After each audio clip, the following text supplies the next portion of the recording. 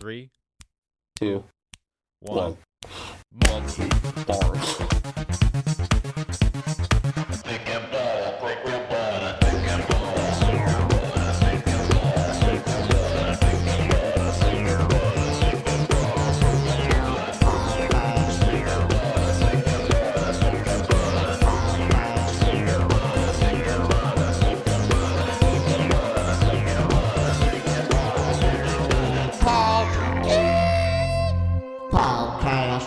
Hello, everybody. Welcome back to the Thicc Butter podcast. My name is Alex. My name is Josie. Okay, Thicc. And Butter. This is another spoiler. Gonna spoil the movie. You're gonna spoil it all over your face. I don't want to get no message. I don't want to get no text messages. Hey, you spoiled the movie, man. Why didn't what you the tell hell? us you we spoiled told it? You. We It's told in you. the title of the podcast. It says spoiler. God damn. It says spoiler. Mom spoiler. Long spoiler. Multiverse of Madness spoiler. Multiverse. Doctor Strange. Long. M-O-M. Multiverse. Mom of mom. Madness. The multiverse of dogs. This is a spoiler review of Doctor Strange. Wait, what's the movie called? Doctor Strange in the Multiverse of Madness? Is that what it's called? I did. That's a joke title. Oh, I don't know. Is it Doctor? I think it is in the Multiverse of Madness. I thought it was Doctor Strange: the Multiverse of Multiverse of Madness. Look that up.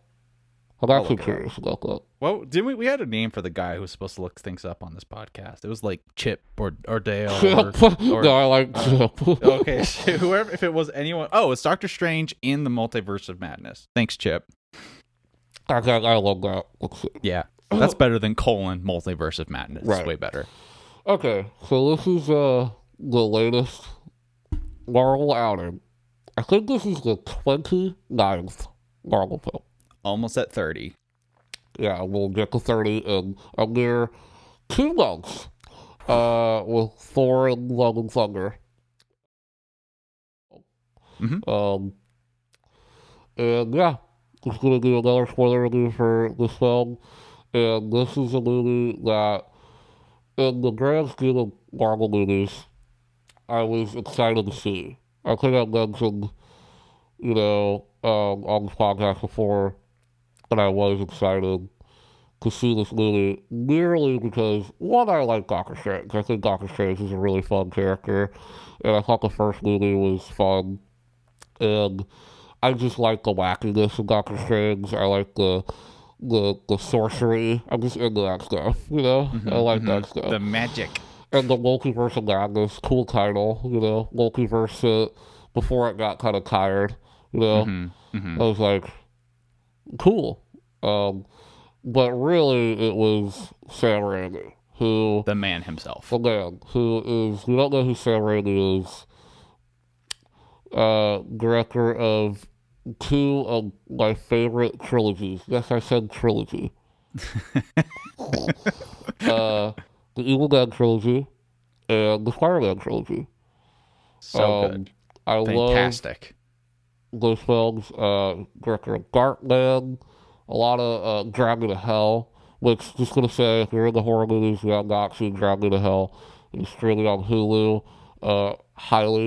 Highly recommend it. It is an incredible movie. If you like Evil Dead, you have to watch Drag Me to Hell. It's an incredible film. Yeah, you recommended that to me recently. I didn't know about it. Yeah, it's embarrassed to say. It's a movie he did right after Spider-Man 3.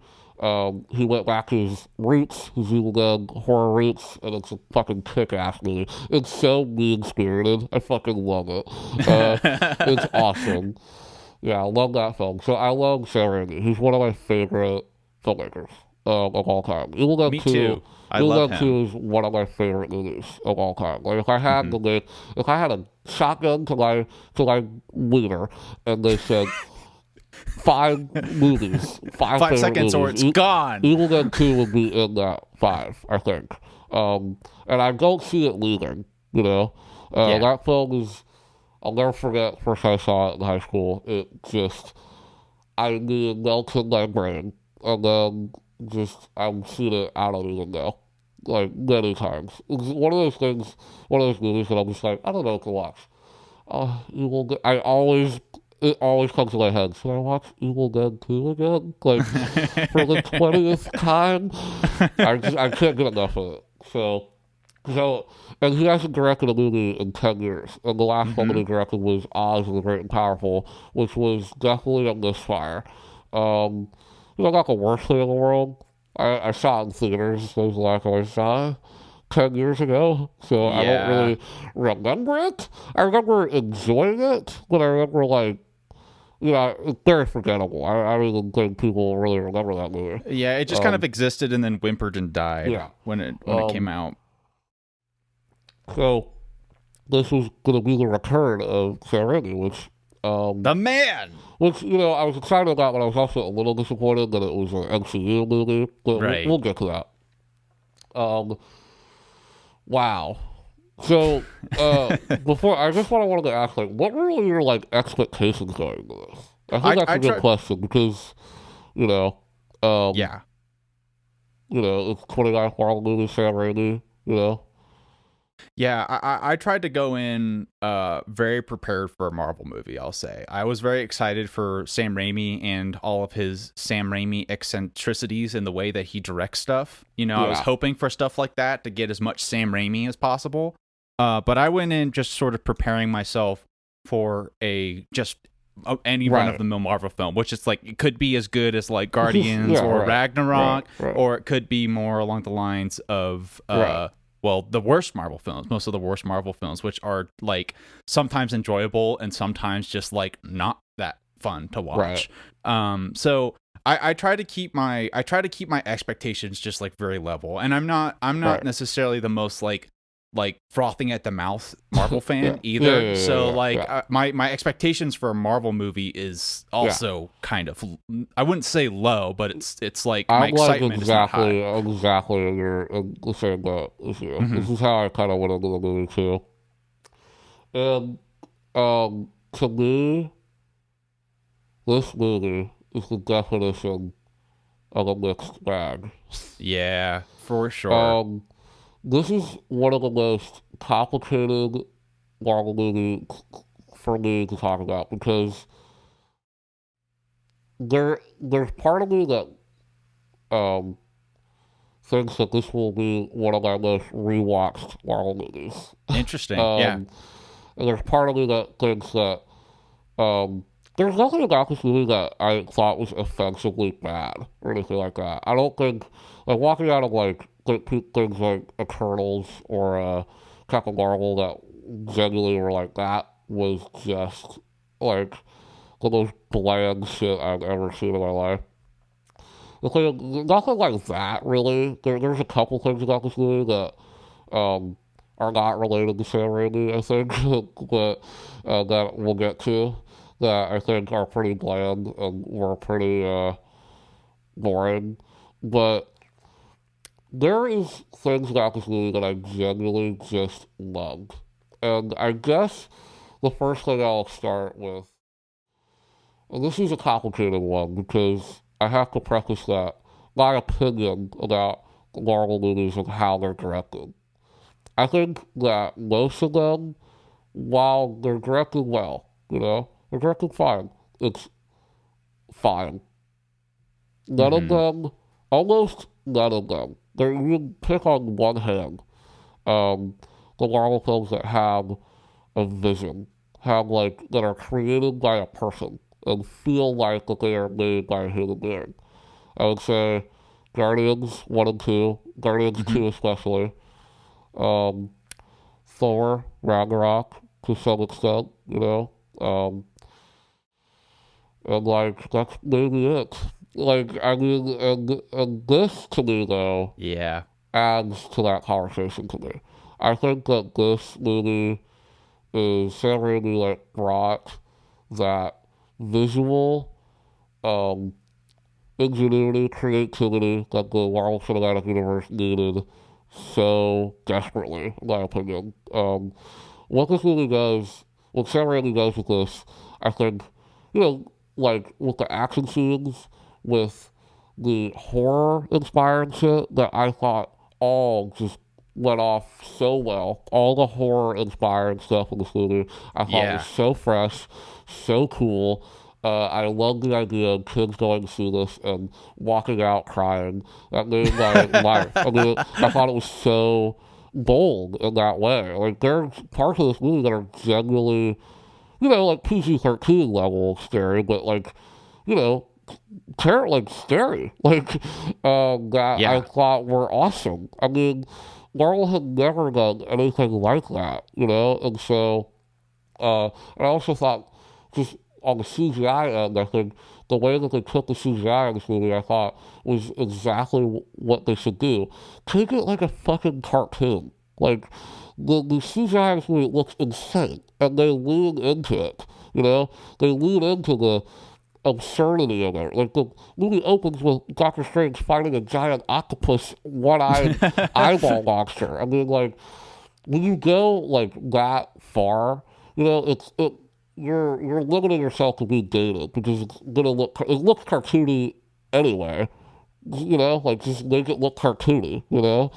We're not going for realism, uh, and so on that end, I think that I loved the look of this movie. Like, it felt like a person. It felt like a vision. And there are genuinely incredibly well directed sequences in this movie that I could see myself rewatching. There's a few in this movie that I can't wait to when it goes on Disney Plus to like rewatch because Hmm. just the level of creativity and ingenuity and fun. Like, I had a lot of fun with this movie, and I had issues with this movie. Like, that's why I say it's bad. And but for me personally, and the issues with the film are very clear, and they're story based. Hmm. The film doesn't have the strongest story, and but for me personally, and I can see a criticism that if you didn't like this movie, it was purely story. For me, going into these Marvel movies, man, I don't care. I'm tapped out from the story. Like, they're all the same. I mean, like, I'm not gonna, like, I, I walk into these movies, like, not really preparing to be moved by the story in it. I'm more going in for the spectacle and the fun of it. And this movie gave me that. It gave me that fun, pulpy, episodic, like, Marvel thing that I wanted. This movie doesn't care about, like, I was talking to my buddy who's super into the Marvel Cinematic Universe, and he was kind of arguing to me, and I couldn't really say anything, but he's kind of arguing to me about a lot of the things in this movie that don't connect to like the bigger, you know, Oh thing. yeah. And I'm Yeah. like, I don't care. I don't care. I really don't. And there's a Yeah. lot of reasons why I don't care. One, it's lifeless and doesn't mean anything, a lot of it. And two, in 10 years, no one's going to give a fuck if this connects to Spider-Man, the third Spider-Man movie. Like, no one's going to Right. fucking care. Um, so, this movie, like, to me, points in a cool direction that Marvel might just start making these episodic, like these pulpy, episodic things, Yeah. Yeah. this movie Right. feels contained, which is something that I really enjoyed about it. Um, but purely my enjoyment did come from, and we'll get like, there's some story elements that I really enjoyed in this, but um, mainly for just the action, the visuals, and that's what I'm kind of here for. That's what I'm Yeah. kind of. This is what I wanted. So, in that way, I think I enjoyed this a good amount. I enjoyed it the amount that I was anticipating I would enjoy it, if that makes Right. sense. I really agree with the statement of saying that this is a mixed bag. I think that that's a very accurate way to describe that. I think that you're right that the big Yeah, problem with this is the story problem. yeah, And for me, that was a big limitation on my enjoyment of the film. I didn't Yeah. dislike the film, but for me, my enjoyment of the film came more on like a clip basis. Like I liked certain Yeah, scenes right. and certain moments a lot. I Yeah, thought they were really cool, very Raimi, just right. all the way, all around, very awesome and Right. cool and creative, innovative even. Right. But overall, the movie just didn't like resonate for me. Yeah. And I think you make a good point about that, though. Yeah, I mean, Uh, like, what was it going to though? Like, that's my thing. So the distinction I would make between how this doesn't resonate versus my favorite movies like Thor Ragnarok and Right. Guardians, those stories aren't like complicated and like super crazy, but they're really functional and fun stories. And the thing with Sure. Doctor Strange is it just sort of felt like, for me, the experience, the problem with the story made it feel like it was just sort of a whole bunch of shit just Yeah. happening on the screen without any like really purpose or through line towards like why those things were Well, I mean, happening. I would argue like that. I mean, I couldn't tell you what Thor Ragnarok's story was. I mean, I have no idea what. I don't even remember what that movie was about. Um, Hmm. Guardians was like the only reason that I think you're even saying that is the story is like if you're going by like what it's a ragtag of outlaw people that meet each other, amazing characters. They have to fight a big blue guy and have to get a fucking orb with a fucking stone in it. Um, Right. but the thing with Guardians is the characters are so great. It's more about the characters and their friendship blooming. That's really the story of it. You know? Well. The thing about like Thor and Guardians, I'll use Guardians as a better example. Is like the story Yeah. isn't necessarily the most creative thing in the world, No. but it's sort of a structure and a Yeah. drive that makes the film move Sure. and like makes it so that the characters are really So interesting. I The kind problem of with yeah. Okay. I get what you're saying. And so like that structure is just it's sort of there and strange, but it's really really Well, okay. weak. So And I think there's two things. I think there's two things to the story here. There's two mhm. parts of it, and this movie's pretty simple. I don't know if I like. I know what you're trying to say with the idea that like there's a tons of shit in this movie that feels like that it shouldn't really click and stuff. Mhm. But the thing is, like, this movie is really simple. Like, if you start to like sit back, and that's something that a lot of people are having issues with, the simplicity of the story, which that is not my problem. Interesting. Yeah. Simple, the more simple a fucking Marvel movie gets, the more I'm kind of in because I don't care about this convoluted fucking. The Marvel Cinematic Universe is so fucking convoluted right now. It's to try to piece together everything. It's a waste of my fucking time. So give Mhm. me a pulpy, episodic thing, and that's what this kind of went for. And so there's two parts to this, right? There's the Doctor Strange part, and then there's the Wanda part. So the two main characters in this movie, the villain, Wanda, you would say, is the antagonist in the film. I would call her that. She is. Strange Yeah. and the America Chavez and Doctor Strange, their story and Wanda's story. And I think the America, like the Doctor, funny enough, the Doctor Strange, who one of the Kodaks I thought was, he's great as that character. He's super charismatic and very fun. Um, his storyline I thought was the weakest part of the movie. His arc in America, who we'll get to, I think is probably the least interesting character in the movie. Such a Which waste. kind of sucks because I think that that actress was obviously very charismatic and very like fun.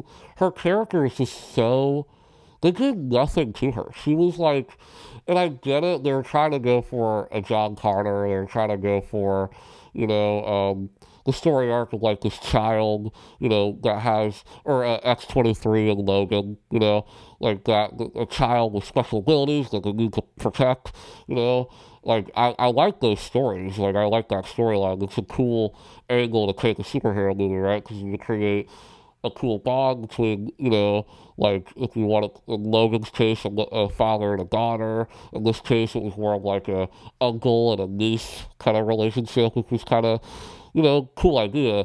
Because America was such a boring character. She's really boring. There's Mm. nothing to her, which was very disappointing. Like there's part of me that enjoyed how kind of like corny and like how they didn't even like what is her power? Like does she just Yeah. have like she's just like so there's part of me that like kind of enjoys that it was so pulpy and just silly, but uh it does hinder the movie. Like so who is she? Like all we knew is that she comes from this other dimension. She has these interdimensional powers that she can't control. She lost her parents, and that's it. That's literally it. Why There's is she a nothing else to millennial? her. Why is she like? Why is she like? I don't know anything about this character at all. Um, Yeah. and not saying that like she's in Doctor Strange 3, she's obviously training to be a sorcerer. I don't mind that. That's cool. I mean, develop her lore, you know? Like I'm Yeah. not opposed to her as a character. I'm just saying 100%. like in this movie she's like nothing. Like it's shocking I mean, you could how literally replace her with the Tesseract. Any anything. random Right, yeah, fucking right. object. That's what And she that's is. disappointing because there's so much potential there where you can create a John Connor Terminator situation or a X-23 Logan situation, but it just didn't come out that way. Um, their relationship was sweet. It was fine, but it was like it could have been so much better. Um, Yeah. so there's that storyline and Strange's arc, which he really doesn't really have a arc in the movie, which I don't know if that's really an issue. It's I think just it's a very big issue, and it's sure. my biggest issue with the film because You I think think that Strange should have had some kind of because it's called resolution. Doctor Yeah, Strange right. and the Multitude of Madness. If they're going to make it his movie, they have to Yeah, give him a story. right. Now, I think what they should have done, because they had a story for Wanda, you're right. Yeah, Make this Wanda's story. Go from her right. perspective. Doctor Strange can be in her story. That's a movie, right? And it would have been a good movie. It But seemed since they like that just sort of yeah, since they forced Doctor Strange to be this character, right. they just put in a lot of fat and just obfuscated like distorted Yeah, Wanda's story. And they just like by throwing in this random love bullshit, this love story that yeah. like didn't matter and all this other random shit to Well, try yeah. to I make mean, it seem like the love Doctor story with Strange Rachel went through McAdams something. was that's set up, in the first film. Hmm. So that was kind of a follow up from the first Doctor Strange. So I guess his arc would really be like finding her again, and I know that there's some kind of character element with him that him dealing with Thanos and him dealing with you know like the replications and stuff like that. To me, I totally. That's the thing about this for me is like I agree with everything that you just said. Like I agree with that, but on one hand, I guess like for me it was like viewing this movie as like an episodic thing, just like an adventure with Doctor Strange, and Hmm. um, I guess like for a movie, you're right. It shouldn't be like if this was an episode of a TV show, I'd be like, cool, right? Because it's like, I mean, not every episode of the show does the character have to start that. It's gradually, and so Hmm. in some way, I kind of see the MCU as that, like a series of like little, episodes, like if you look at the Spider-Man, like his arc and throughout the whole films, uh, he ends in one place through all his appearances in the MCU, which Hmm.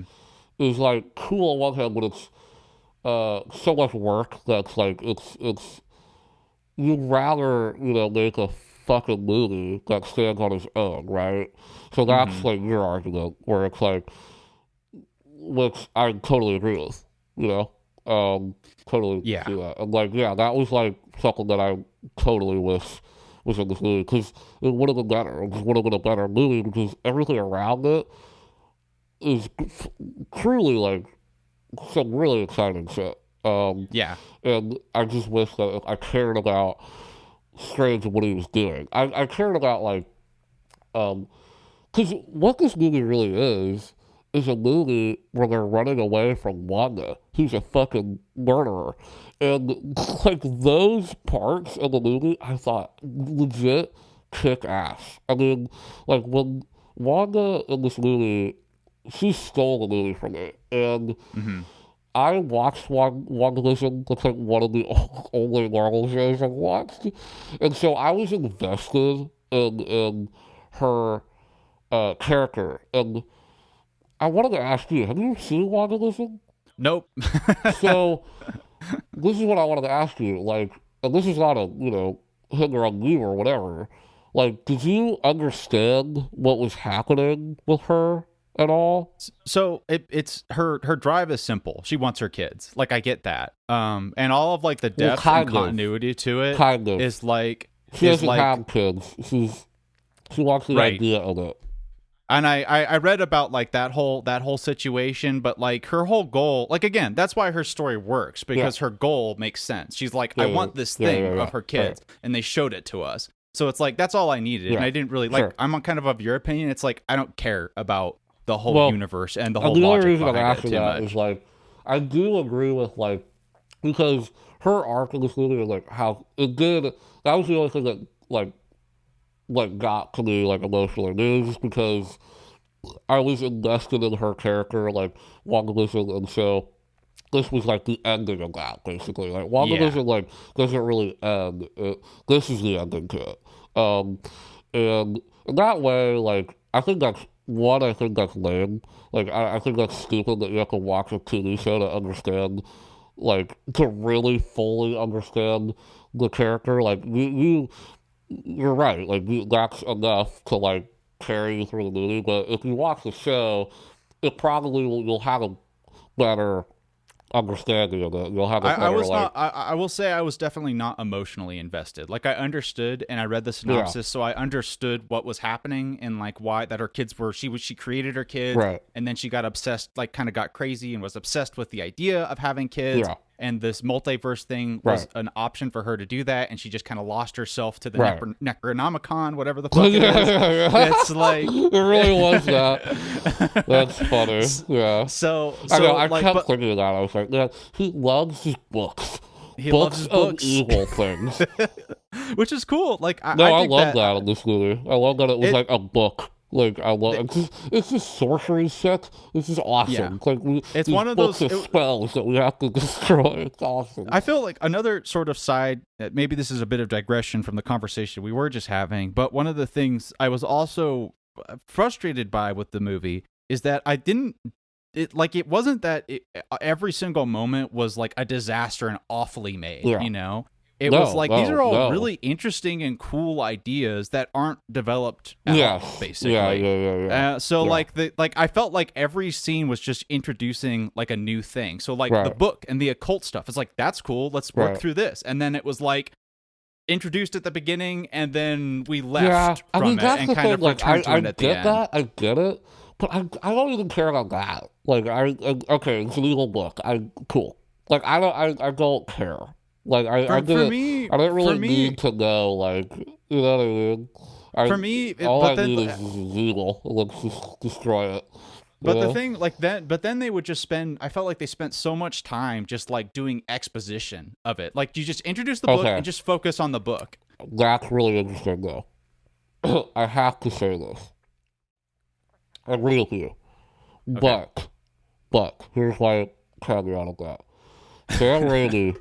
How he directed the exposition scenes, that's how you fucking do it. Holy hell. Dude, when... I wish you were sitting next to me, because I was just like, dude, this is film. This is movie making. When they're sitting like around the candlelight and it's like cross fading and like doing like all this pulpy shit, like floating heads and like and describing like that was the fun Scarlet Witch. Yeah. I'm like, this. I know that half the audience is like, this is the corniest thing I've ever seen, and I was so into it because that's kind of like the pulpiness of it. Like, it's not taken seriously. It's like taken like this goofy thing. And that's kind of like what makes this movie kind of stand out visually, you know? And made those scenes like what they're talking about is complete horseshit, right? It's complete, you know, like whatever, but this like cool visual aspect to it, and just like kind of, I don't know, this cosmic, thing just made it more Well, fun for well, me. well. That's funny because that's like the one exposition scene that does work, and that's what's connected to Wanda, right? That's the Right, Wanda exactly. exposition. Yeah, it's But then they describing have what, all this yeah, other stuff where you have yeah, like America's exposition scene with her mom's like waste of my time. yeah. You That have was all the terrible. like the That shit was with like that was awful, truly dude. horrible. Yeah, That it was was like really legit bad. awful. Like I refuse to believe that was Sam Raimi's idea. I refuse. I couldn't Dude, have been. do you remember how that happened? Yeah. They They're went to a different universe, cool looking universe. I have no idea what the fuck was going on there, but it was cool. Yeah. They walk up to a machine and they step on a thing. A and, button. yeah, It's a fucking button. like a fucking video game, like a fucking Sonic game or something. And then it's like, you scan your memories and we can show you your memories. And it's like, what is happening? There's so much, so stupid. Because, okay, technology like that, we've seen that in science fiction. I'm not making fun of the technology. Why is this in the park? It looks like a park, like with a giant button in this park that you walk. Like, this is the stupidest shit I've ever seen in my life. I hated the argument that it's a different universe. Fuck, I don't care. It's stupid. It's dumb. and the thing that was bothered such me a so bad much. scene. And Well, it was also it one of the bothered me only how scenes that much. felt like it in a blue room too.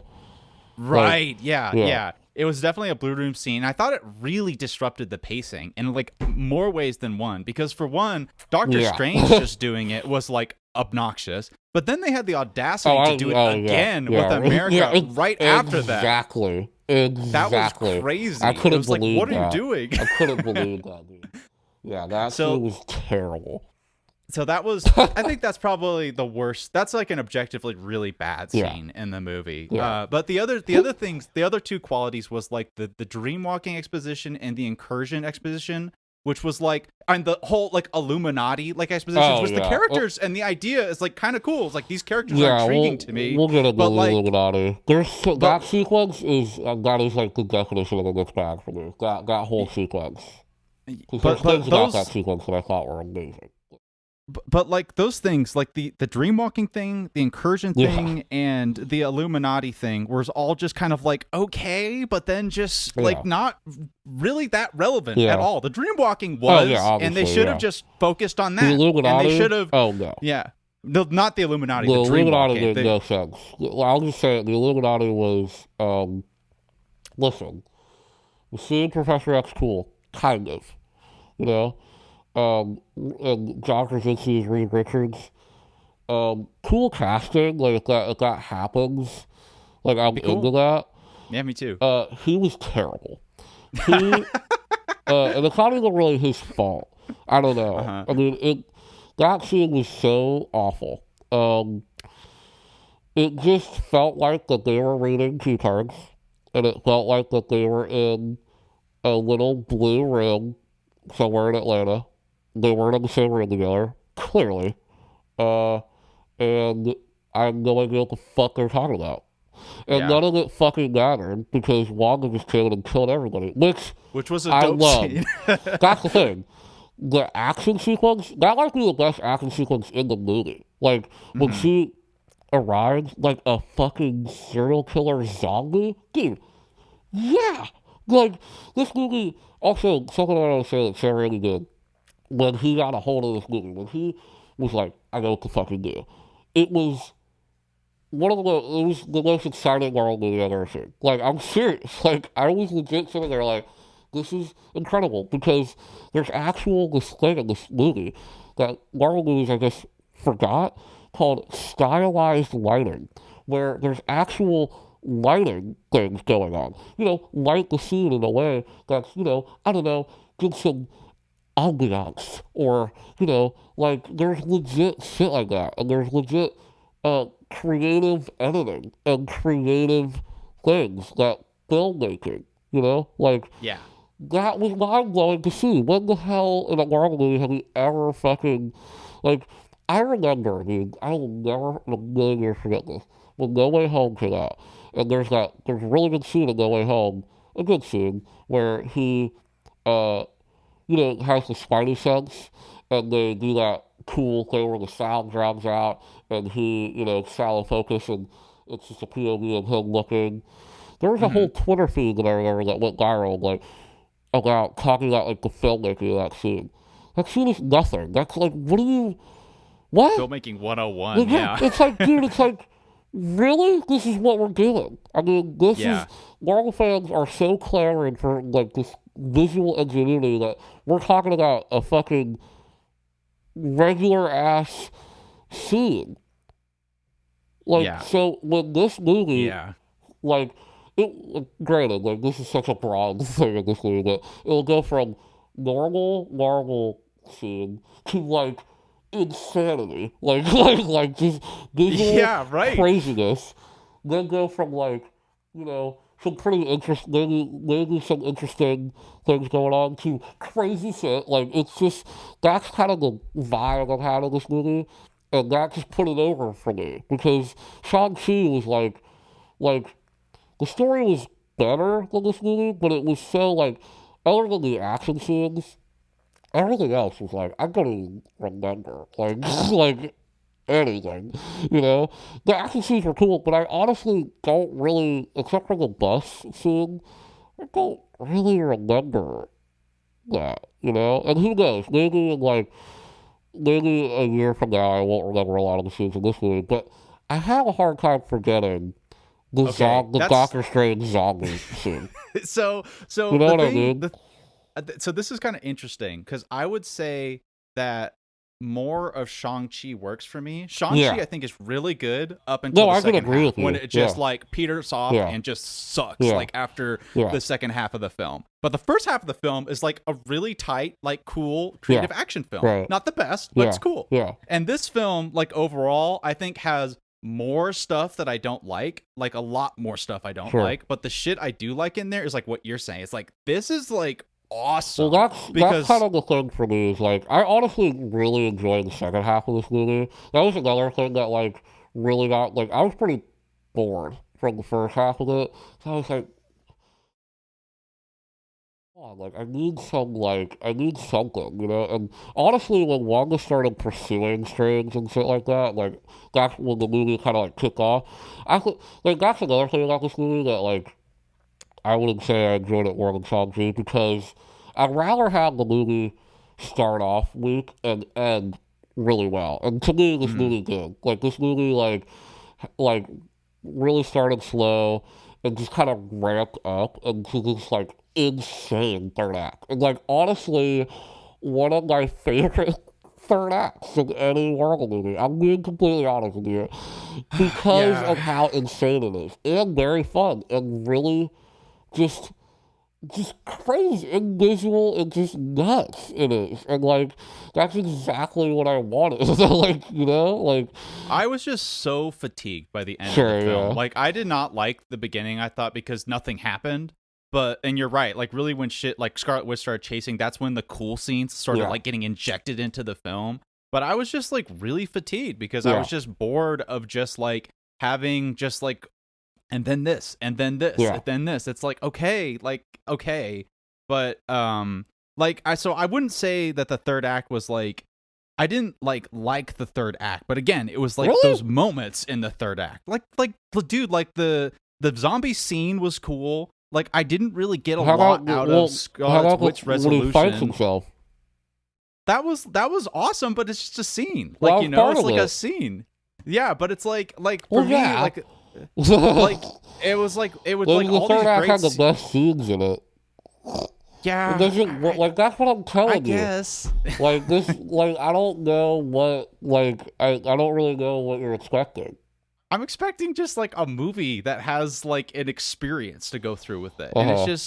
And it's just I'm just like I just really need that story Yeah, to like have my interest held. And sure. it's like I get what you're saying. I think it's like very valid. And I after I sort of like process and understood like Yeah. where sort of the story was more with Wanda on it, Uh-huh. I kind of I feel like I would enjoy Well, like maybe that's a kind of what second I said viewing earlier. Is more. like I really like. I don't know if like because it really does just throw you. It expects you to know like what she was doing. Like Mhm. her the whole Wanda Vision situation, which is crazy. That series next. Like once he goes to that town and like becomes a villain, becomes villainous.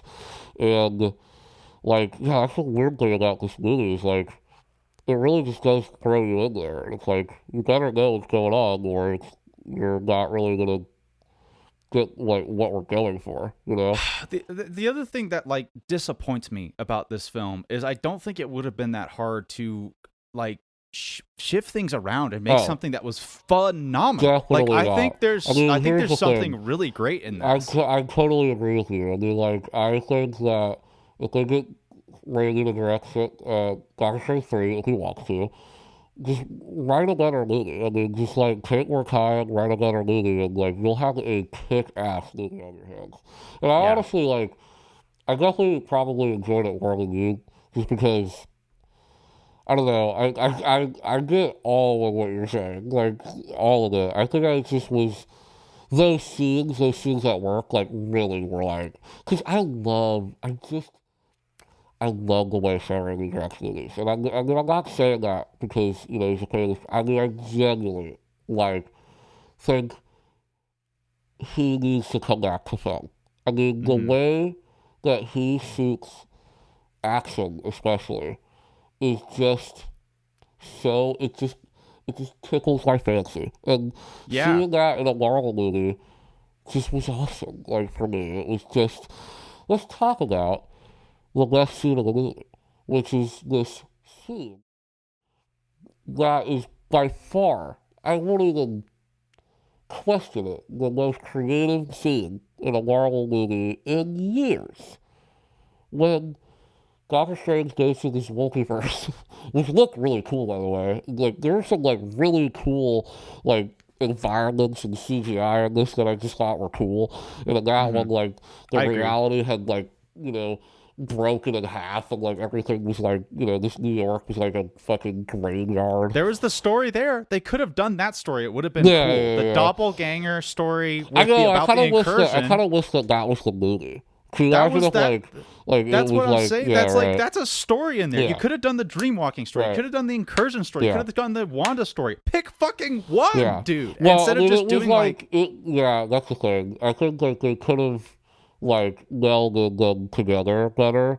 Like yeah, they could the have. thing is that there is two main things, and the problem is that they were trying to. I mean, I think that's Marvel shit. Being completely honest with you, because I think Sam Raimi was. You could tell just by the way that he directed the scenes that he cared more about Wanda, and he cared about more about what was going on with her. Dude, I loved that fucking scene. Truly the first like for me like horror element like scene. I was like, dude, this is fuck yes, like this is Sam Raimi. When she goes to the the verse with her kids in it, and we get that evil dead kind of perspective of her possessing the other Wanda.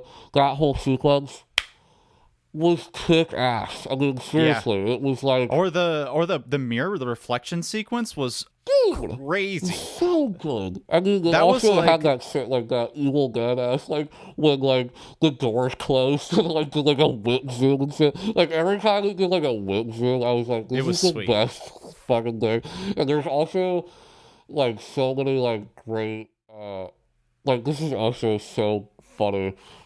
But when Chiwetel Ejiofor's character showed up, he was also total waste. But like because he's the villain in the first movie, and like they had to bring him back in some way, and the way that they did it was just so horrible. It was just like what?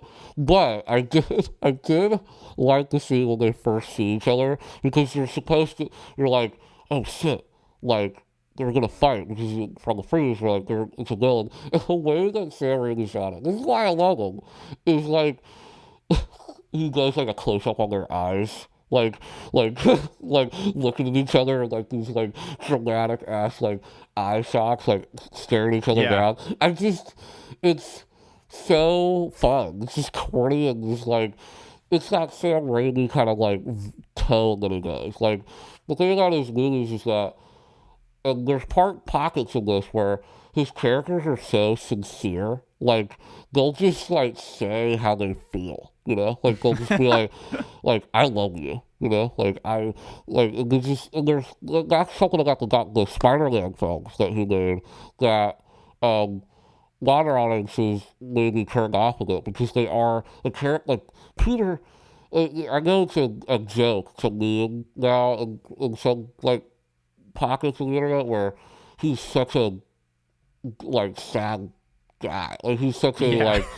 like but like I love that. Like I think about like the end of Spider-Man 2, how melodramatic and just like, but I love that about him, and because you feel the heart, right? You feel the sincerity in that. And like yeah, sure, is it like melodramatic and a little like corny? Yeah, but I feel it. You know, that's Yeah. and there are There's an pockets emotional of that. story. And I don't think most of like the character moments in this don't work like that. But I think there are Yeah. times where it tried to, and like I did feel like an attempt at like trying to make because this movie does feel different than Marvel movies, which a lot of Marvel movies, which is like, yeah, the story doesn't work very well, but I just prefer the feeling that this had, if that makes sense. Like just because Sam Raimi, it's a kind of a single vision. Like the movie doesn't have like these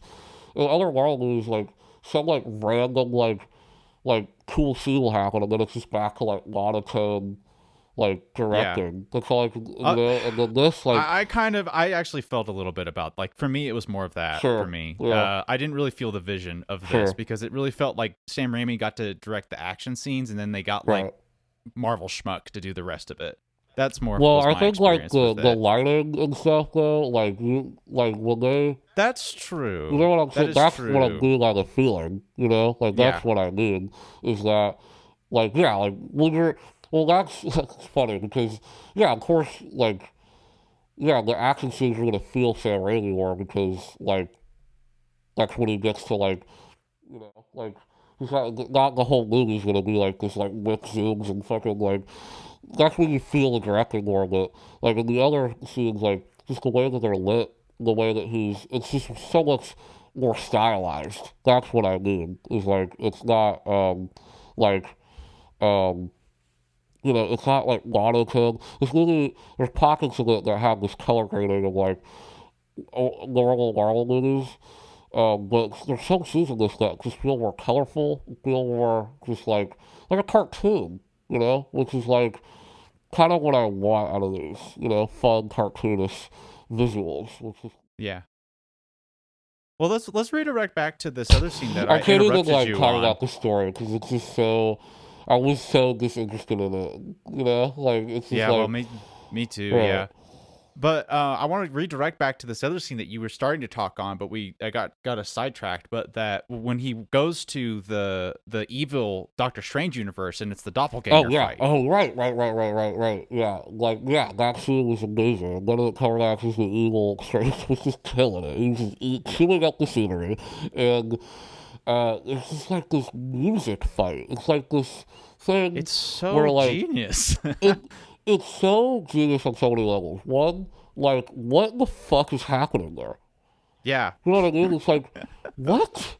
Like like that's like there's parts of this like that I and also like um the little demon people, you know, the little like not really like Elden Ring, but like the little like Yeah. skeleton demon people and like him getting like that whole end was like him getting like like using all these like demons and shit, like using them to fly. It's just like it's so creative and ridiculous that I just was just I was having a blast in those scenes because it was a filmmaker who got these tools, you know, and made like this crazy creative scene out of it, you know, and didn't care about like you know, I don't know, like if this would make sense when Doctor Strange had cast his spell in Endgame, you know, like if he could do this, why didn't he do it then? Like I don't fucking give a fuck, you know.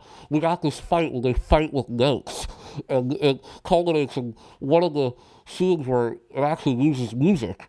Holy shit, you know, Marvel movies. Wow, this Danny Elfman got to like do some cool ass music shit during that, you know. fuck yeah. Yeah. You know? Yeah. And so that was the thing about it, because that scene was really cool, but he really elevated it in the way that he chose to sort of construct that as a film choice. Right. And not just like, I'm just going to randomly choose to do these notes, which is just like, we've had like absurd shit like that. Like you saw him do all kinds of these random things, like make like demon hands get like this, like do shit and all this random stuff that Doctor Strange can do. But that had a certain significance to it because of him tying it to the rest of the filmmaking experience. It just shifted into this Fantasia fight scene, which is a really cool idea, because Doctor Strange can go there because he's Doctor Strange, and it wouldn't have worked as well if he didn't also make the choice to incorporate that into the music, because the reason why there's a lot of shit that is absurd like that happens in Marvel films. I wish I could think of examples,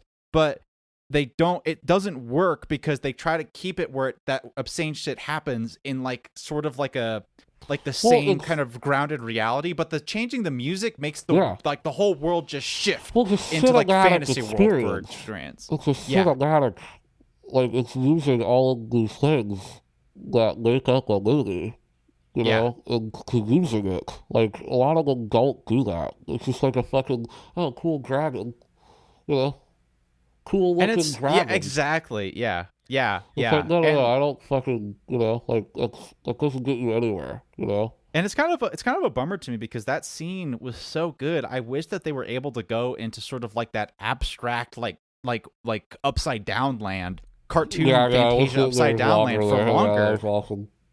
But then they killed him really fast, and they just went back, you know, back to the boring stuff. I mean, for me, like, I don't think it was boring after that, because, like, that's when the fucking zombie shit happened. That's when he, like, you know, chooses to, you know, he got the book and he chooses to fucking, you know, that's when the third act, the action sequence happens, which I just thought was so...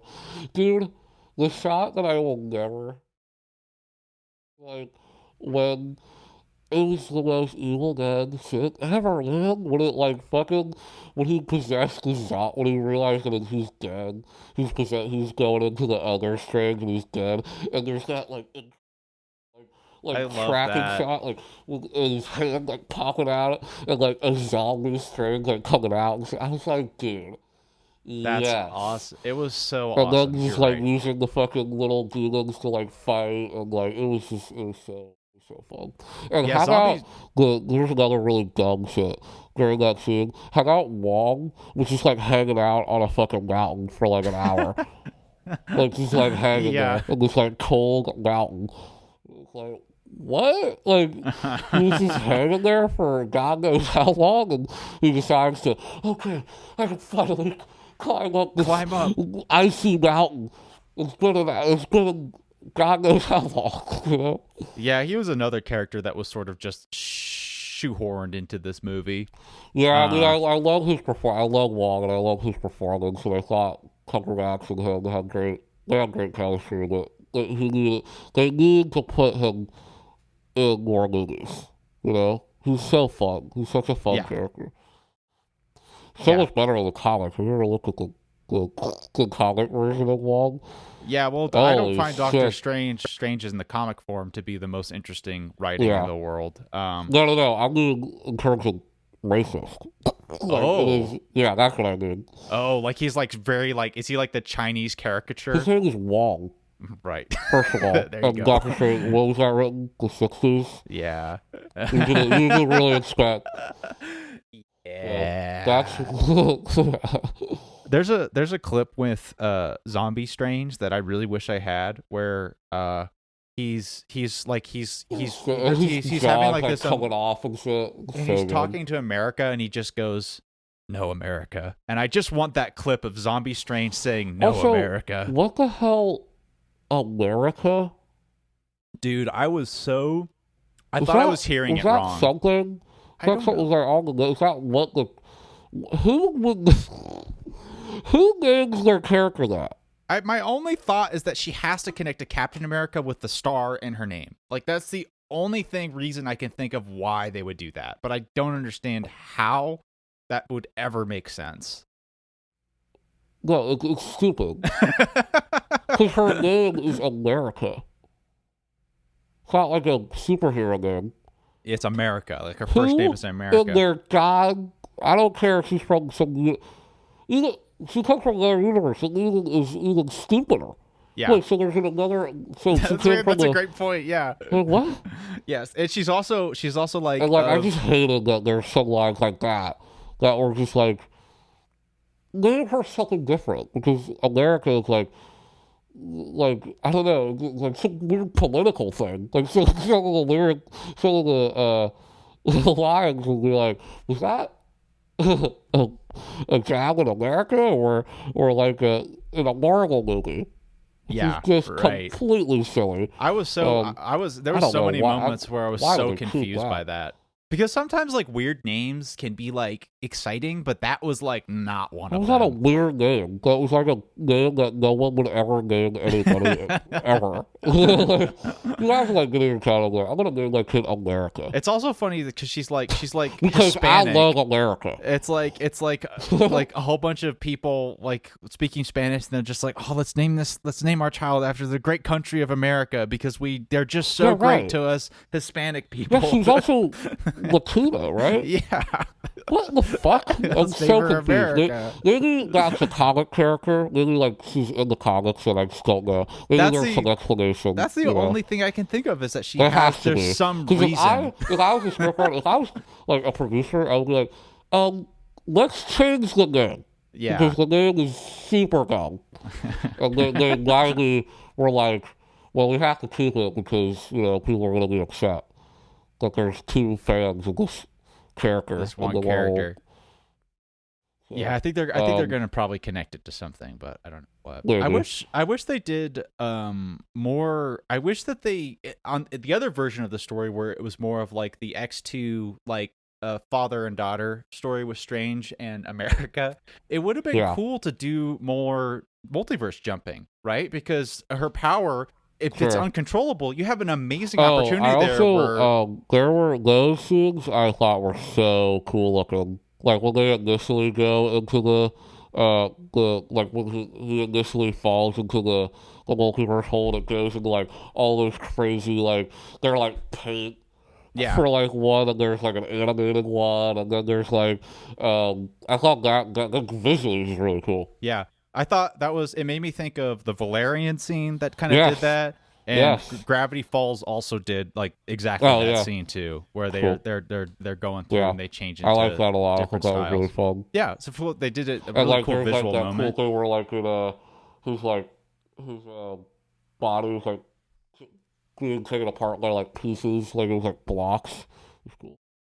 The other thing that I thought was really funny, I don't know how much you want to go into it, and I don't really don't go into it that much, but I thought of it while I was watching the movie, but how like the dream walking thing being literally what Everything Everywhere at Once was, and like the similarity between that, and it was just like, this is so interesting, and I'm so glad that Everything Everywhere at Once. What the dream walking was. Well, it's the ability. It was their ability to like go into different dimensions, right? Right, and it was. But what was the similarity to that? It's to inhabit like your body in a different universe. Well, I feel like that's how you write a multiverse movie, right? Like if you're jumping, right?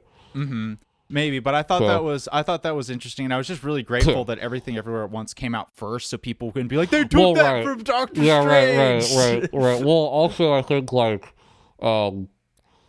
I think this movie would have been way cooler also if that movie didn't come out. Like, I think it would have been, just, more interesting. But after seeing that, it's just like, wow, this is such a watered-down version of, a multiverse movie. Right. You know what I mean? Right. And it just would have been more fresh, you know? Not so, they're so different. It's like comparing,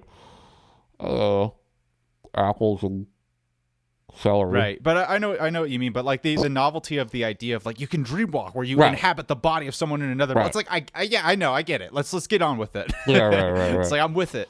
I'm equipped for this. Let's talk about. I want to talk about. Did you say anything about the Illuminati sequence? What did you like? Did you have any Rewrite the earrings talking actually just suck. Yeah, when they said they were like, "Who are you?" and he's like, "We're the Illuminati." I laughed out loud. I thought that was hilarious. Well, okay, I thought that was funny. I think that was like a joke. Like I genuinely think that was supposed to be funny. Yeah, okay. I wasn't sure because it seemed Sam so Raimi, ridiculous here's the thing. to me. I'm gonna make a little point about Spider-Man 3 right now. The what makes me laugh about the discourse of that movie sometimes is people make fun of like the the emo Peter and his dancing and shit.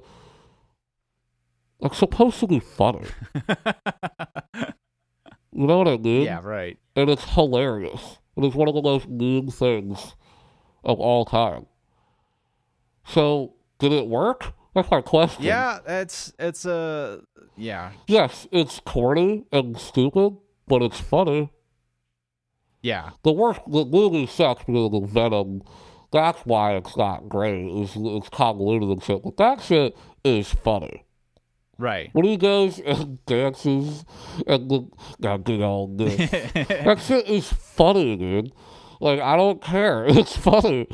So, like, I kind of reminded me of that a little bit, where it was so on the nose, so it just made me laugh. Yeah. Like, genuinely made me laugh. It was like, oh, that was stupid. It was like yeah. Like, yeah, they're Illuminati. Well, like, yeah. hilarious. If that's the other thing, I guess like the Illuminati is also like a comic book like thing too, so it's in like the canon Sure. of being like this secret society of things. Well, it was the way he said it that I thought was like, lead me to believe that it was a little joke. He was like, it's the Illuminati. Yeah. It's like, whoa. But all of those characters, more characters that I think should have been cut from the film. I like that Scarlet Witch murdered them. That was really fun. But that was awesome. I love that scene. That was a really cool scene. It was reminded me of the Invincible scene. Yeah, good. Yeah, totally. Yeah. Yeah, I didn't think about that.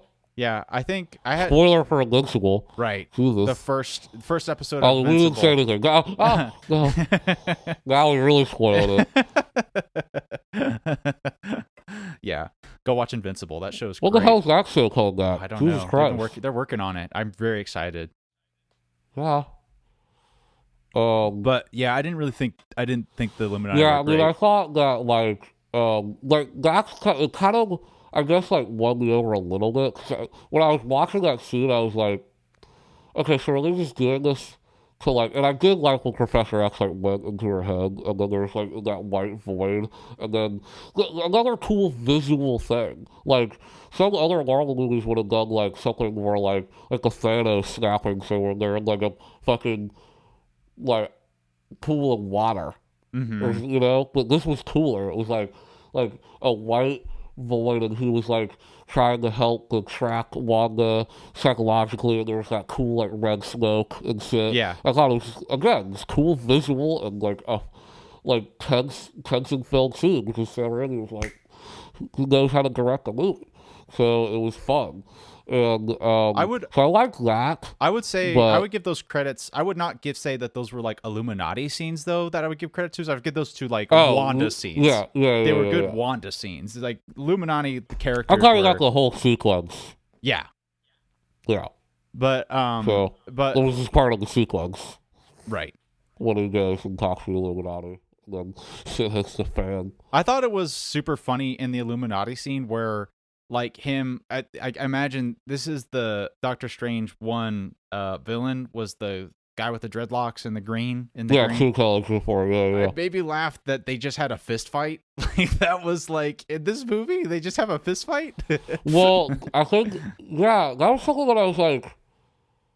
So the whole time I was watching that, I was like, I like how Sam Raimi directs fist fights. Like I think it kind of reminded me of like it had that same kind of visceral. Kind of like, I love when they get punched, they like fly like 10 feet. Like, it's like that. But like the whole time I was like, so why are they using magic? Yeah. I think like Tuco Ages before used magic once. And then I thought like, okay, Strange is like, he has handcuffs on, so maybe he can't. He has like, he's hampered. Use magic. But why? Why isn't the other guy? And they also had, make a fucking blade and cut his head off. It was like, what? That That So was that was weird. that was a logically weird scene. It's Yeah, I like don't understand why they weren't. there's some. It was a magic fight. Yeah, there could have been some better decision making made on that front, I think. Yeah, for sure. There's like this one moment when like that was kind of cool where he like used like his feet to like create like a boost. You know, well, that was it. I was like, yeah. why are you fist fighting? Make a giant hammer. Like, what are you doing? Yeah. Yeah, it felt really That was so bizarre. it felt really like, out of place and like random. on Strange's point, I was like, okay, maybe the argument is that he's handcuffed. Yeah. Like he can't use magic. And like those handcuffs, I think probably had some kind of technology that would allow magic or whatever. Yeah. I also love how Rachel McAdams' character was like in this universe. She's like, I study multiverse travel. Like, oh, what lucky, Fortunate. yeah. Well, how lucky.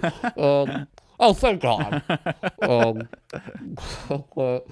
I love how like why in all these like fucking any sci-fi movie they're in like a glass tube. Oh, it happens every single time. You're Like so in right. Fast and Furious 8 or 9, Charlize Theron was in a glass tube. Yeah. I'm a prisoner. But I could put on my makeup and look hot in this glass tube.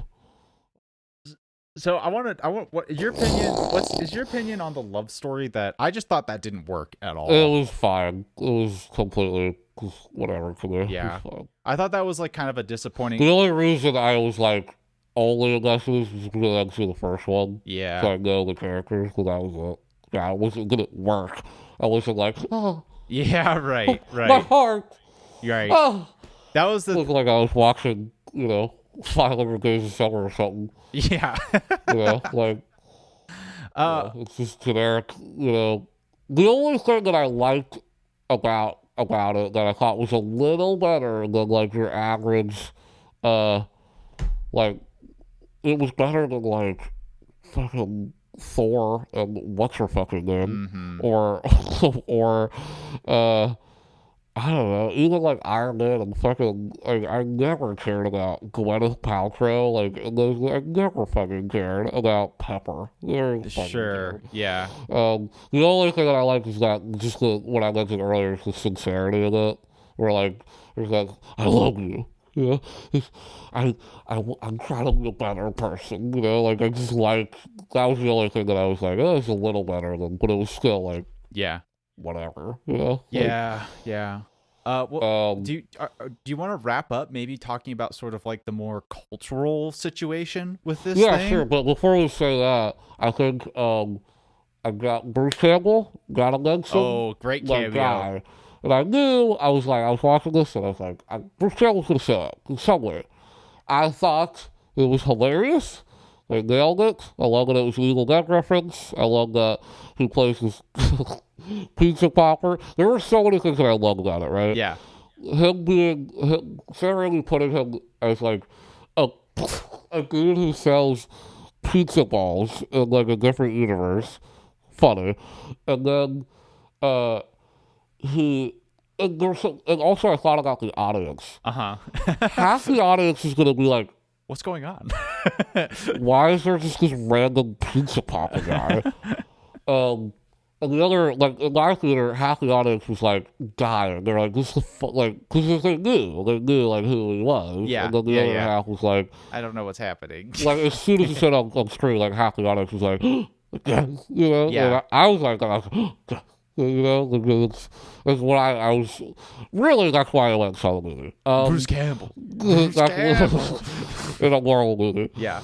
And so, when he goes, and then Strange, like, puts this funny spell on him where he starts hitting himself, and there's an Evil Dead reference, to the hand, and I love how Strange, I love how he's like, oh,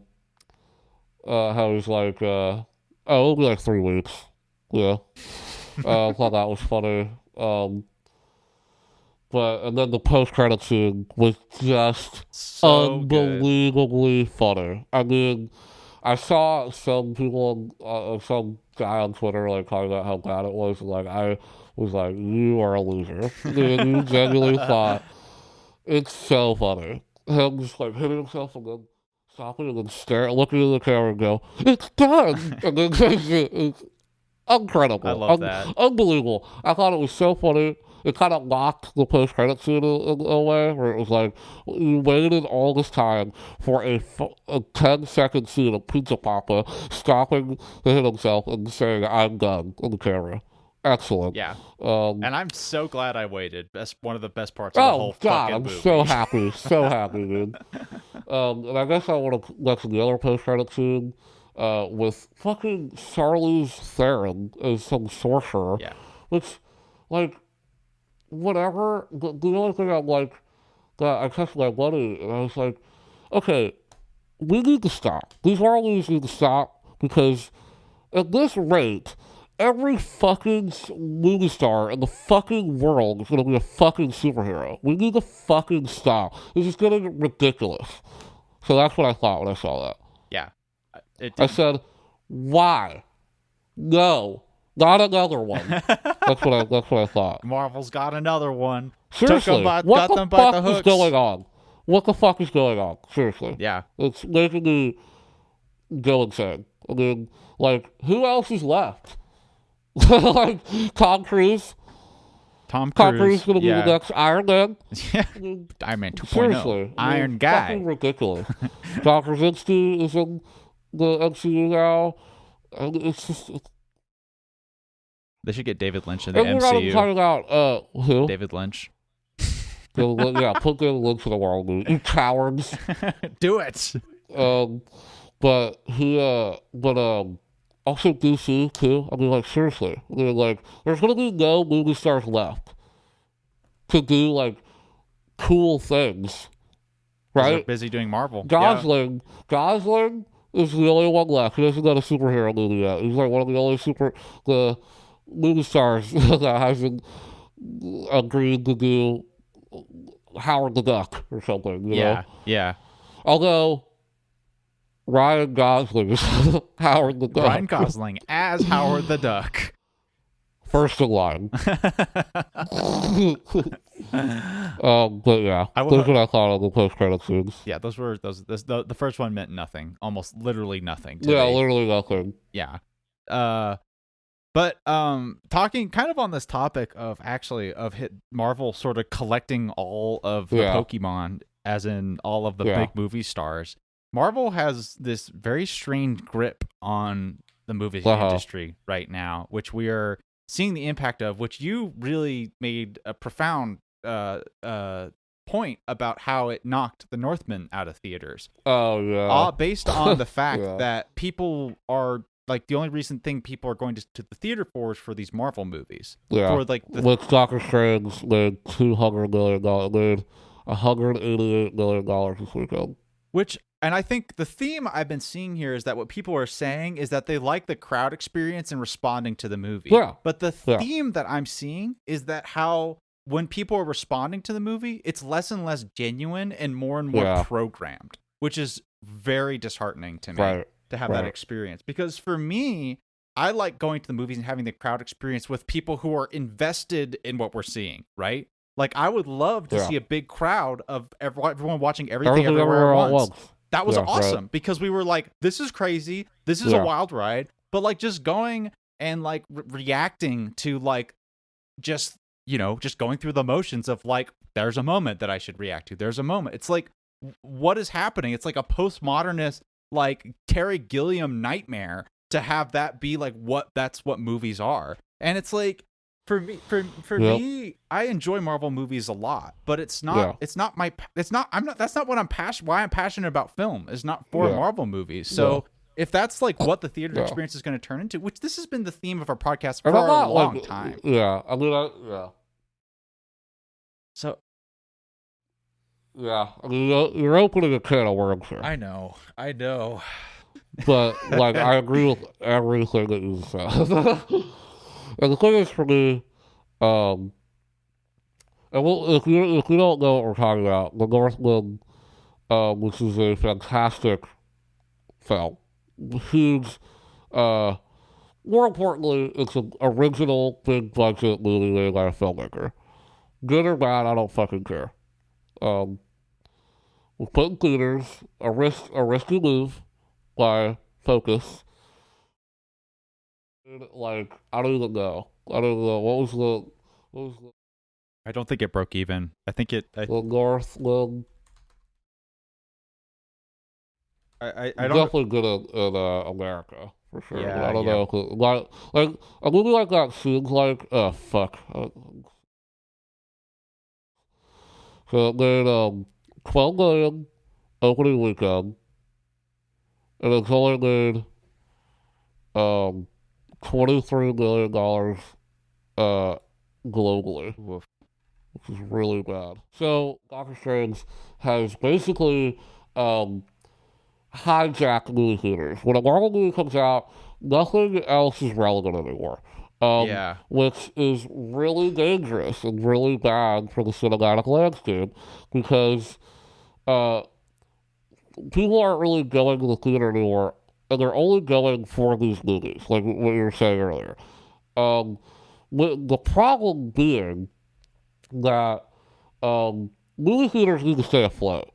You know, AMC almost went out. They went bankrupt during the pandemic, and they you know been able to fight back. You know, thanks to things like Marvel movies and things like that, which is such a double-edged sword, right? Because I'm thinking Marvel movies because people want to go back to the theater, so we still have movie theaters.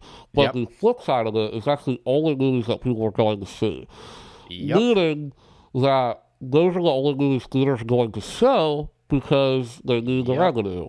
And they need, when the 2 months or 3 months a superhero movie doesn't come out, they're struggling. They're like, fuck, you know? And sometimes you'll get like, hopefully Top Gun will make money, you know? It seems like I'm hearing great things about it, believe it or not. Apparently it's a phenomenal action movie, you know? Uh, people are even they're like this is like eons better than the first Top Gun, which is like really awesome to hear. That's cool. Not that Top Gun is like high art, but I'm just saying like that's cool. You know, that's pretty cool. Anyway, so maybe people will go see that. You know, maybe that will make some money. You know, Avatar 2. You know, um, Mm-hmm. again that's a franchise, but at least it's not one franchise. You know, that's real like running the whole theaters, you know, one fucking franchise, you know? So, um, yeah, I mean, I have so many thoughts about it. I mean, like, I totally agree with what you just said about it's becoming so weird. It's becoming, like, programmed. You know, when Marvel movies started, it was so exciting. Like, I'll never forget seeing Infinity War for the first time. We were reacting to something really crazy. Like, that was an event. The ending of that film was so Yeah. crazy, and that film ending was such a culmination of this 10-year journey that we've been on. And if you want my 2 cents, we should have just fucking bam, we're done. No more Marvel movies ever. We're only gonna make like episodic TV shows from now on. We're in. Our mission is accomplished. See you later. Right. That's what I think should have happened. But now we're kind of getting not that all the movies post ending have been bad. I thought No Way Home was really fun, and I like this movie. I know I'm an idiot for liking this movie, but I liked it. Um, but No Way Home I thought was fun too, and Shang-Chi I thought was fun too. I mean, like none of the post ending movies were necessarily bad. The problem is there's no urgency. There's no back.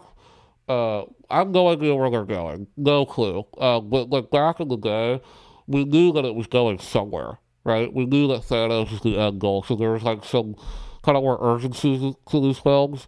But now it's just so almost like I don't want to say lifeless, but it's very empty. There's not really an overarching thing Yeah. anymore. And maybe they're trying to build that back up. You know, they're trying to build, you know, another Thanos, which I don't know if they're going to get there dramatically. I'm not saying the movies are still going to be successes because for some weird reason they have this hold on audiences that they can make a Howard the Duck trilogy and they will go see it because Marvel name is on it, you know? Yeah. Yeah. But It's like, I don't it's know if they're ever gonna reach the actual dramatic like payoff that they reached. Um, but the bigger issue is that um, they're ruining. other movies, Right. Right. And big budget movies. it's hard because I don't necessarily know what I'm necessarily mad at. I'm mad at the fact that like I'm great not movies an like The audience.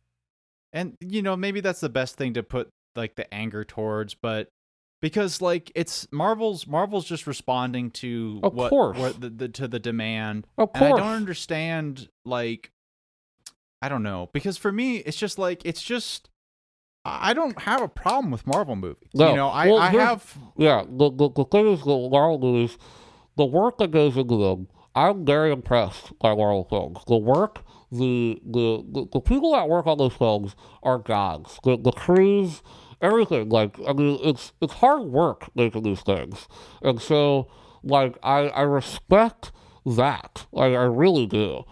But the thing is that's worrying is that, and I don't know, and part of me like kind of believes that like the Sam Raimi thing is a good thing in the direction that they might go, like taking more risks in terms of the style and the making their movies feel a little bit different because maybe they do feel like one as a company they become fatigued of their own movies. That might be a thing where they're like, let's try something new. Let's get Sam Raimi if we can get him.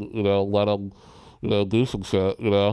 But the problem is with this, I think, was that they wanted a visionary filmmaker to come in and make something fun, which, in my opinion, like he did for the most part, like what he was given, and that Marvel had to come in and be like, we got to introduce Dr. Krasinski's Reed Richards, and we got to bring back Professor X, which it was so obvious and clearly Sarah did not fucking care about that. He shot those scenes like it was like a Kellogg's commercial. He didn't fucking care. Like, if he actually cared, think about the awesome introduction he would have given Reed Richards. Like a fucking pushing tangent angle fucking, like, awesome. He could have done that because he did that for some of the other characters in the movie. He didn't care. He was just like, listen, I don't know the guy. He might have cared. I don't know. But Honestly, it felt like he wasn't even on set yeah, that day. exactly. Yeah. Exactly. It felt like, exactly. So, there is this really weird thing going on where people are reacting to things just because they're in the movie. Just because Dr. Krasinski shows up as Reed Richards, he's terrible in the movie. He's reading off of cue cards. He sucks. It's literally Dr. Krasinski in a Fantastic Four costume. Where's the Yeah, character? There's no I know. character. It's Dr. Krasinski in a fucking Fantastic Four costume. And this is kind of like the degree where, like, to me it just sort of Not saying that feels he can't like, be a good Reed Richards. I think he can, but not in this movie. yeah, right. But I feel it just feels like almost fan fiction to me in a way, Yes. where it's just like, I guess, like, if you're just interested in seeing characters that you like do stuff because that's what gets your kicks off, it's like, okay, like, oh right, but That's it's not just, okay. That's not okay. That's like that's sad. That's sad. If you really like just get excited for seeing an actor, watch more things. First of all, you're missing out. If that's what gets you excited, sure, I guess if that makes you happy, that's cool. But it won't in like 5 years when you grow up. yeah, We're in this age of like the man baby, where like grown men are going to see these movies that are made for kids. They're made for teenagers and children. And they're going in like having theories and issues with like the story. And it's like, dude, these movies are made for little boys and girls, like, and like, I don't know, it's just that part of it is just so weird to me. I mean, I think that we're in this we're experiencing a very strange psychological phenomenon where I Yeah, think that we are collectively. I just can't tell if these are the genuine opinions of individuals or just the phenomenon of the populace responding to the phenomenon of Marvel. And right. it seems more like the latter to me. because Well, is it now though? Because is it still cool to see a Marvel movie? I don't think so. I'm way past that. I You think know? it's past being an exciting new thing Yeah, and more about an ingrained code of what you have to do. Which sounds like I don't mean to sound exactly. No, like no, no. I think you're conspiracy right. I theory, think you're right, but dude. No, no, no. I think you're spot on, man. it's just become habitual Yeah, I'm at not this saying point. everybody who goes to these movies are like a sweaty, 40-year-old nerd who that's obviously not like the whole audience. But I honestly think the majority of the audience is what you're talking about. Is like I feel obligated to have to go see this movie. You know, Because it's just what people are talking about. it's It's what what people people, do. yeah, right, and that's a fucking issue because when an adult movie like The Northman comes out, made for adults, no one goes to see it. Yeah, Yeah, like none and of I was looking. I keep seeing this over and over again, where people have these discussions about like why you go to the theater, and the response almost you see it every single one. It's just like, well, I like going when it's a theater experience, like a Marvel movie, yeah. and that always strikes me Well, weird because it's like, it's weird because people have because of the pandemic. I think pandemic really accelerated this. I think it was this is the way that theaters were going to go. That the mm-hmm, pandemic really accelerated it, where the Marvel are the theater experience. You know, for your normal audience member, a superhero movie, an IP, a Batman. Listen, the Batman Rick. You know, or anything that they know, a character that they know, a story that they know. You know, that's gonna get them to go to their car and go to the theater, rather than a cinematic experience. You know, it's an obligation. I feel bad for anybody who feels obligated to go see a Marvel movie. You know, if you right. don't want to go see it, not only is that okay, there are hundreds and thousands of movies out there to watch at home or go to your local art house theater.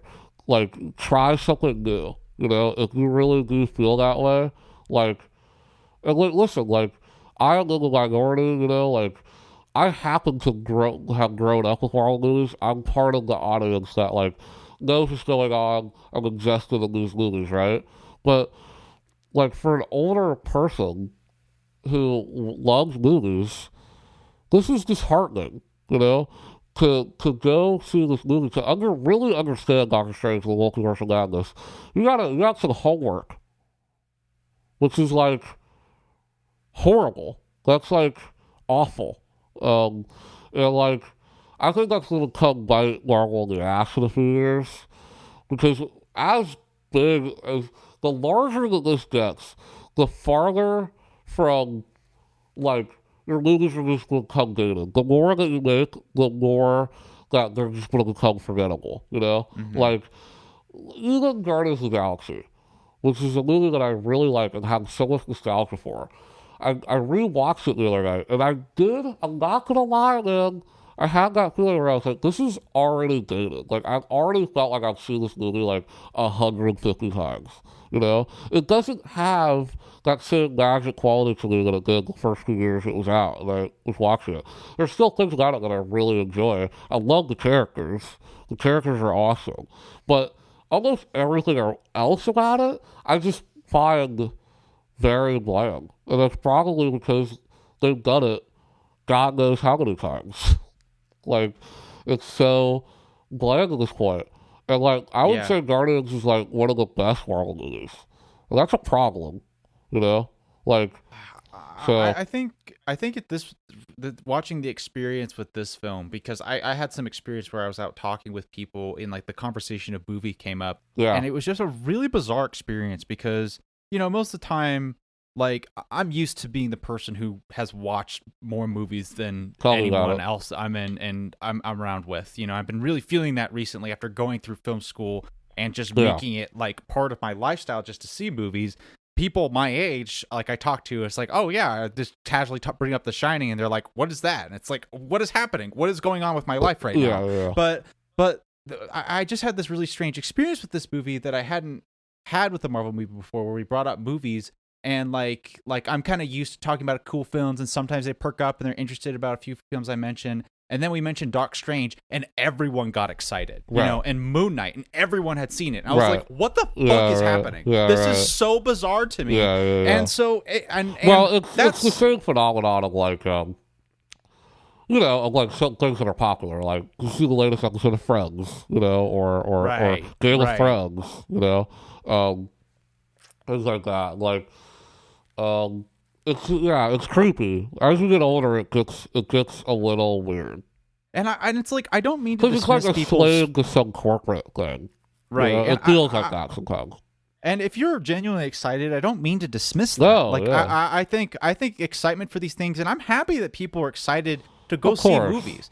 But the thing that was kind of unsettling to me about this experience with Doctor Strange is my perception was that, oh, this was really fun, and now it's time for something different, you know, like where people are going to be interested in something else now. Right. And it's kind of alarming to me that people aren't, and they are still just interested in Marvel movies. So that's something that is disturbing about Marvel and Disney in general, right? Because with Disney Plus, now they're creating television shows. Not only are they creating television shows, they're basically movies. Like, it's not like Moon Knight is like an 8-hour movie, you know? Like, so it's like constantly, it's oversaturation to the point that is, you know, scary. It's dystopian. It feels dystopian. Like, it feels like that these are the only movies that you see are in what fucking universe? Like, if you told me, if I was alive in the 90s, right, and someone told me, like, you know what's going to be popular in, like, 30 years? The only movies people go see? Superhero movies. I'll be like, go fuck yourself. Yeah, it'd be crazy. I mean, there's so much psychological things going on with that. I would love to, like, I don't know, like, see some psychological study of, like, superhero movies? Yeah. Why? Like, is there some psychological, cultural thing that these are the only movies being fucking made? I mean, dude. Like, what is going on? And so one of the big things about this, a big factor about this, which is that a movie like Ambulance comes out, like, you know, an action movie, like directed like a no director, Michael Bay, you know, who love him or hate him, you know, whatever. It's like a movie that would have come out like 1995 bombs. Like, no one fucking sees it. Mm-hmm. Why? Because there's not a guy with fucking kites in it.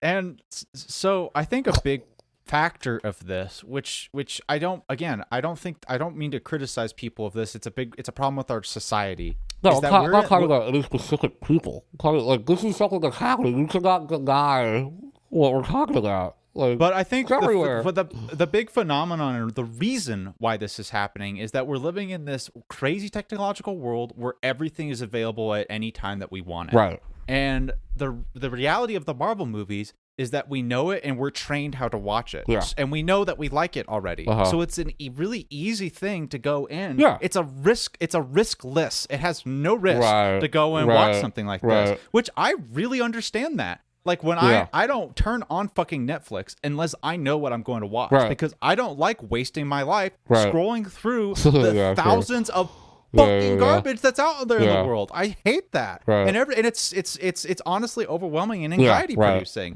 So this solution of having this safety net and this practice of Marvel movies, I really get that. But it's like it's like, how do we get new shit? Again, like, I think it's similar to like a long-running sitcom, like, you know, The Big Bang Theory or Seinfeld. It's like comfort, you know. It's like, you know, you're gonna get, you know, some episodes might not be better than others, but the disturbing part is it's on such a giant scale. Like, we wouldn't be talking about this if it was like some. I think The Big Bang Theory might be the worst sitcom ever made. Like, that show is terrible, and I don't care if you like it. It sucks. The writing of that show, I have tried so many times to watch that show. Like, it was on for like 15 years. People watched that shit. It was terrible. It was so awful, and so people like that comfort, like they like knowing characters. It's the same shit. It's the same TV. Why people love TV so much? Why I love TV so much? It's like when you get a TV show that's so great, like you love the characters so much. Like one of the reasons why The Office has been off the air for 10 years, and it is still one of the most viewed and watched things on the internet. Yeah, And which is crazy. which is Just so crazy on crazy. so many levels. Like that means that show one is really great. First of all, like a fucking show like that. I mean, could we watch that many times and still have a foot in culture is crazy. Um, why? Because the characters are amazing. Everybody loves the characters. The characters are so rich, and you can just tune in on any episode because you want to see, Michael. You want to see, all the characters. It's the same shit with Marvel movies. Like, but the thing is that they're made on this such giant scale that it's just like gross. It's just like an absurd amount of money to make comfort things. And like only people are going to see comfort things. Like that Ethan Hawke thing that I sent you, right? He has this point in that thing where he goes, back when I was a kid, you just went to a movie. Like you didn't look on Rotten Tomatoes. Rotten Tomatoes is a fucking almost epidemic now. I think they are a cool website and good company, and I like them.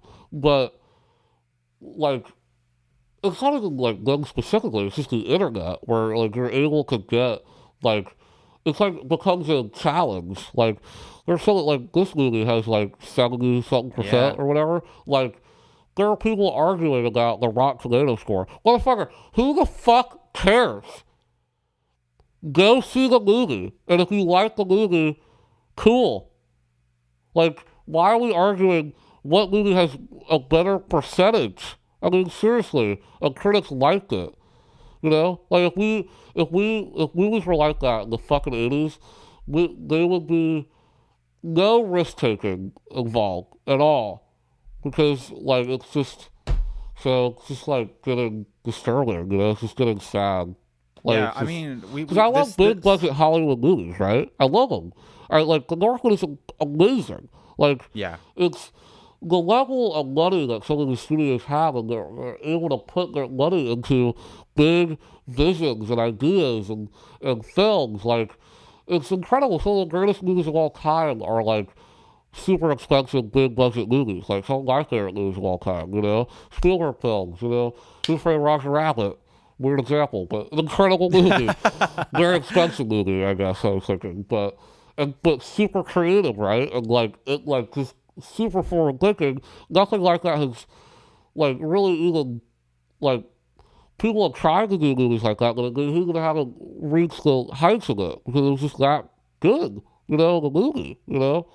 Fun of a Yeah. movie. So Yeah, so what you just said about like the how it's going to enforce things not taking risks anymore yeah, is an epidemic that we're seeing right now with these garbage reboots and yes, spin-offs, all this right. bullshit. What's It it? killed There's one it that's coming killed out. Star Wars. Fucking Right. killed Star Wars. There's one that's coming out like recently, like, very soon, right? I don't know. There's tons of them. Like I mean, Top They're Gun, always Top coming. Gun. It's Right? like Yeah. granted, like I'm more excited for Top Gun than like because it's just what is Tom Cruise? Tom Cruise, listen, he doesn't miss. He doesn't fuck around, man. Yeah. I can't wait to see like practical dog fights and like he does not fuck around. But it is attached to a beloved movie from the 80s. Like what I like about Top Gun is it's for the old people. It's for the dads. For the dads Yeah. out there. For the dads which of is, America. Which is great. You know why? Because a lot of movies aren't, they're forgetting about those audiences. Like a Clint Eastwood movie, one of the worst things I've ever seen is called The Mule with Clint Eastwood. And it's about this old guy, this ridiculous movie about this a true story, about this 91-year-old drug runner who would, and it's such a boring movie. But I went there with my grandparents and they loved it because Yeah. it's like that movie is like the superhero movie for old people. You know, like 91-year-old go cry like dragging coke across the border. Fuck yeah, dude. You know, like I don't mind movies being made for different audiences. You know, a lot of movies are just made for like children and like man children. You know, which I am. But I acknowledge that I am that, you know? Right. So, right. And the thing that's scary about it is the vice script that they have on it. And on just like the platform of movies, all movies. Yeah. Which is why Everything Everywhere at Once brings me so much hope. This is one of the reasons why it's not just a great movie. It is doing well, which is cool. Yeah. So Everything Everywhere at Once, the innovations of it that I think might save us is that the Daniels have proven that you can make a movie that looks as big budget and dope as a Marvel movie on an indie budget. Right. That's amazing because that means we don't need those big budgets to make those great movies anymore. So that's one of the reasons why I think Everything Everywhere at Once is going to change things. Yeah. Maybe not now, maybe not even 10 years from now, but I think we will look back at Everything Everywhere at Once and being like, this is what did it. It's going to be this. I'm going to agree with you. I hope you're right, because it's just like... I don't see how else we're going to do it, because... It's just getting disgusting. Like, 2 months from now, another Marvel movie is coming out. Another one! Right. Like, think about the gap. So we had Spider-Man in December, Doctor Strange in May, Thor in July, and I think there's another one. Coming out later this year. They won't stop. Black Panther 2, I think. I don't fucking know. Yeah, I don't know. I don't think I'm going to see... Why the hell would I go see Black Panther 2? Black Panther is not alive anymore. Yeah, I don't want to go see a movie where it's not Black Panther. Like... Chadwick Boseman was Black Panther, and he tragically passed away. You don't make Black Panther 2. Are they? They're not doing CGI Boseman, are they? If they do, I'm like, I hope not. Jesus Christ. I don't think even the Marvel fans would be happy about that. That's a possibility. I know, we have the technology for it, because with Luke Skywalker and shit, they got it. They have the tech. Yeah, but like with Mark, I didn't know this. I thought this was with Luke Skywalker thing, you know, in Mandalorian or Boba Fett or whatever. Boba Fett. That was actually Mark Hamill. So that was Mark Hamill playing he was actually playing Luke, but there was one scene where it was like, I'm pretty sure that there was like a whole, like Cordo did a whole video on it. Which one are you talking about? Are you talking about when he goes and picks up Grogu? I don't know, because I haven't seen this. I haven't watched it. But what was the scene? Do you remember like what the scene was? He was in some grass. Oh, okay. Yeah. So I don't know. It didn't look real. I mean, like, it didn't look that real. It looked really good, but yeah, that was Boba Fett. But you could do anything. We could have a movie starring, and Kendrick Lamar's new episode, or new video. You know, you can fucking deep fake shit. We could have a movie starring John Wayne in like 30 years. Yeah, Black Panther 2. Just put him in the mask the whole movie and just get a good guy who can do a Chadwick Boseman impression. Yeah. There you go. Bada bing, bada boom. Horrible. Black Panther 2. Don't ever do that. Please, for the love of God. We'll see. I hope they do something creative, at least. Attempt something creative. Yeah, I'm probably just going to be like his sister.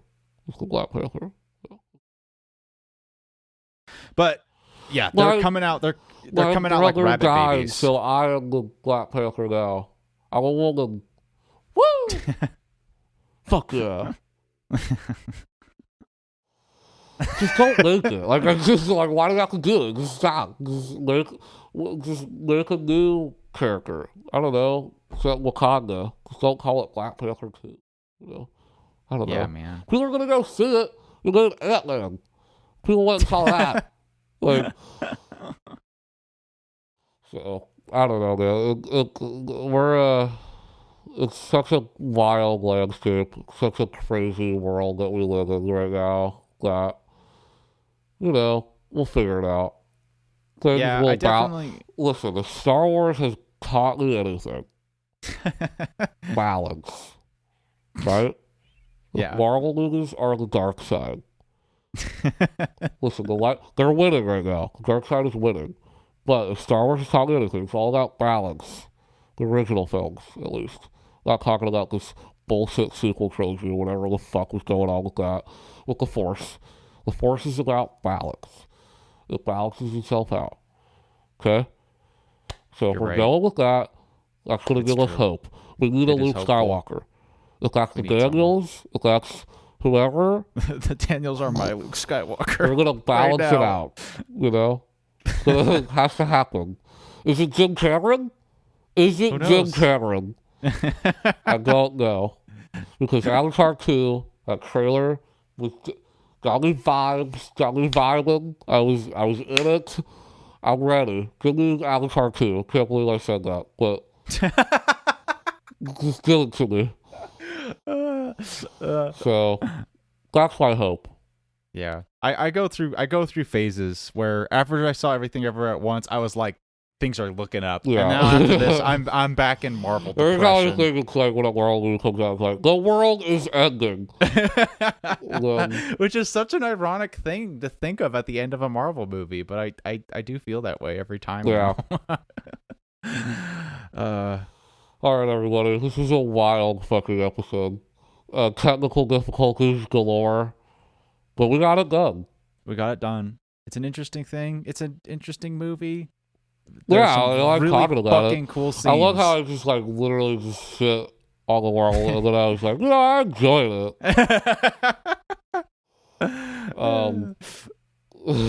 But you know what I'm saying. I know what you're saying. I do. You know what I'm saying. Listen, I like ice cream. I like my shit every once in a while. You know, that's what these movies are to me. It's like, all right, I'm gonna go in, I'm gonna just have myself a big old pile of popcorn, and then I'm gonna go home and watch a Tarkovsky movie to again balance it out. Balance. So we're gonna end this episode on balance. Balance. Everybody go eat a balanced breakfast. Balance yourself out. Oh shit, we gotta end. That's it. We're done. All right, everybody. Goodbye. Bye bye.